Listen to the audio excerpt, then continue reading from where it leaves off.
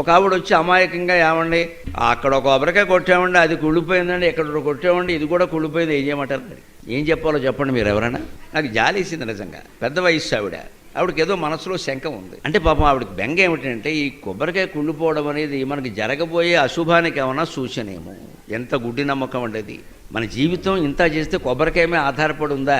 ఇక్కడే ఎందుకు అని ఆలోచించాలి. కొబ్బరికాయ కుళ్ళిపోవడానికి నీ జీవితం కుళ్ళిపోవడానికి సంబంధం ఏంటి? ఎందుకు ఇలా ఆలోచిస్తున్నావు? పైగా మనం కొట్లో కొనేటప్పుడు దేవుడి కోసం అంటే మంచి కొబ్బరికాయ కొంటాం, కానీ కుళ్ళిపోయింది కొనమే. మనం కావాలని చిత్తశుద్ధితో దేవుడికి మంచి కొబ్బరికాయ కొట్టాలని మనం ప్రయత్నం చేసినప్పుడు అదేదో అనుకోకుండా లోపల కుళ్ళిపోతే మనం ఏం చేస్తామండి? అది అమ్మేవాడికి తెలుసా, మనకి తెలుసా? అలాగనే ఏమండి దేవుడికి తెలుసు కదండి, నా చేతికి మంచి కొబ్బరికాయ ఇచ్చేలా చేయొచ్చు కదండి. దేవుడికి వేరే పని ఏమి లేదా? నీ కొబ్బరికాయ లెక్కెట్టుకుంటూ కూర్చుంటాడా?